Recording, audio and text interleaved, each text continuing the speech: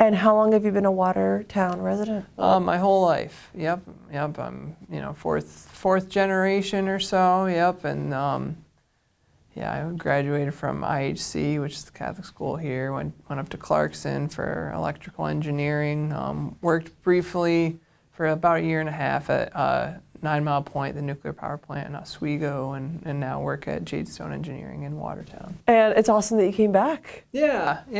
I had an apartment in Oswego, so I was, driving back and forth quite a bit, and then just never felt like home. So wanted to get back to Watertown for sure.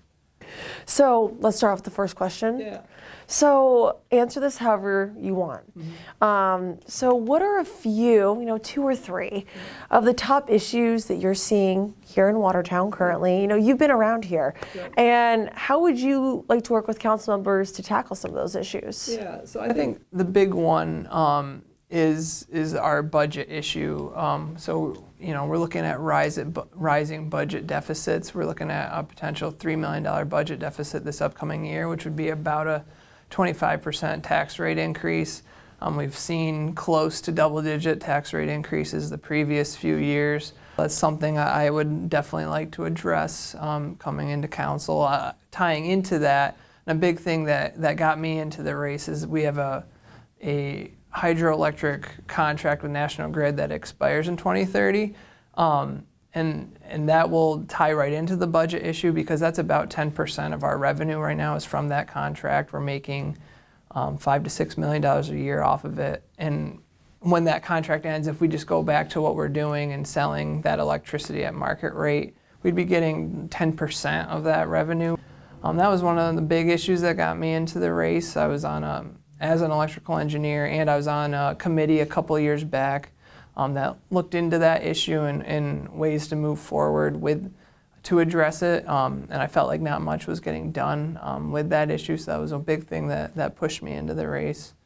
And then I think probably the third big issue is public safety. We have a rising homeless population, which it's definitely not just an issue localized to here. It's statewide, it's nationwide, but it's new to here, and it's a concern, in terms of some of the positives of living in the city are being able to walk downtown and stuff like that. That's excellent also because, you grew up seeing it and now it's different now. Yeah. And you want to give your daughters the same kind of environment that you had growing up.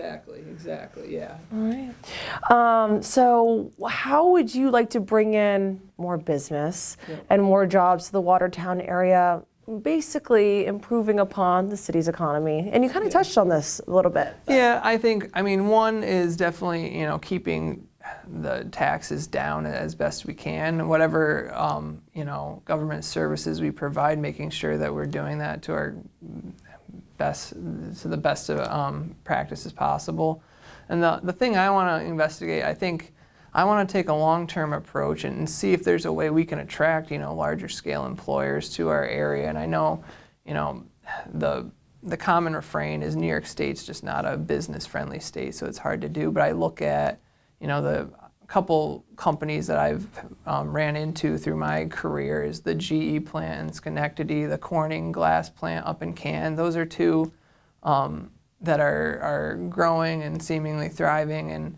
And I'd like to know, why did they choose those municipalities? What did those municipalities do to attract those businesses, and see if that's something that we can replicate here. Because I feel like that's a big thing that our city's missing in terms of being able to keep some of our local talent that, they get educated and then they move out of the area, or just, our middle class jobs of those companies. They hire a wide array of skill levels, education levels. And I think that'd be something that our area really needs. And those conversations, I can see you wanting to let the people know that those conversations need to be had, Yes. and you would be that person. Yeah. And I think too, it's, that's something one thing that I've been concerned with is it feels like our city council the past few years have been taking more of a reactive approach to issues. It's, things pop up in the agenda and they do their best to address them, but it doesn't feel like there's, long-term initiatives that are taking place, and so that'd be something I'd want to bring to council if elected. Right. And what would you propose for these affordable housing incentives? You talk about how there's some blight, there's a homelessness issue. Yeah. What could be a potential solution? Well, I think in terms of the homelessness issue, what I'd like to see is it's not going to be something that just our city government alone solves. A lot of the responsibility, from my understanding, falls under the county, but I'd like to see some sort of task force formed with multiple agencies, with our city government, our state government, our county government, all in a room with law enforcement, maybe even some local nonprofits, and discuss root causes and see if we can have a collaborative approach to address that issue. In terms of the blight, that's another issue that's been around for 10 years. I know Rochester's had some success in terms of interacting with their county government and forming a database about blight and stuff. So we don't necessarily have to reinvent the wheel, but see what's worked well nationwide and see if that's something that we can replicate here. And there's been a few other things where I've noticed, where maybe we could have made that more of a priority. Like we have a community development block grant, which is federal money that gets brought in supposed to be for lower income areas, and some of that money was put towards trails and stuff that connect different areas of the city, but it also had a first-time home buyer program to it, but only, I think, of 5 years of the program, there's been 5 people that have been helped from that. So it's rather than the trails, I would have liked to see more money go towards that, go towards sidewalks. That was another option in terms of the block grant. So it's kind of seeing,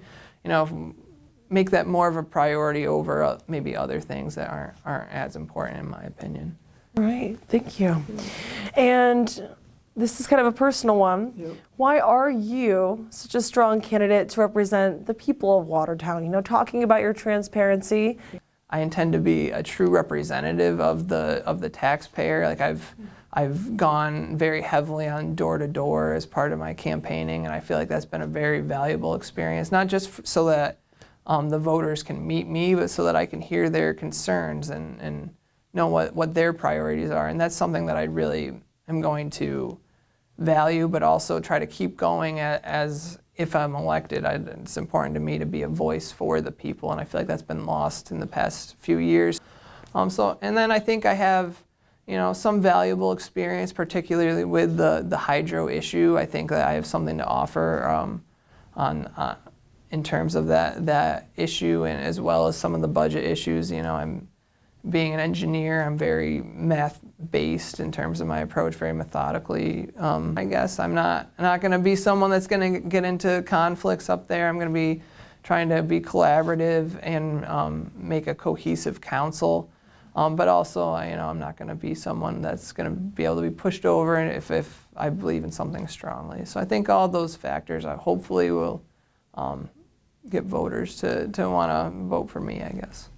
What is your long-term vision? What would you like to see done by the council, by you, the community?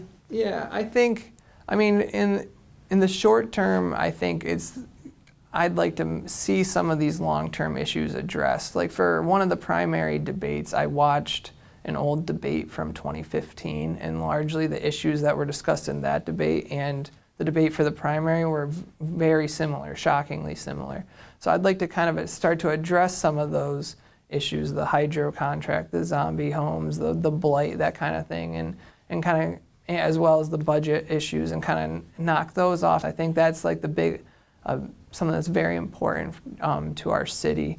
So I think, long term, what I'd like for the city to be is somewhere where young families want to come and raise their kids, where businesses want to come to grow. We have a lot of untapped markets, I feel like, in terms of Fort Drum, in terms of even JCC. We have an education center right in our city. So I think kind of utilizing some of the assets that we have can really help our city continue to grow.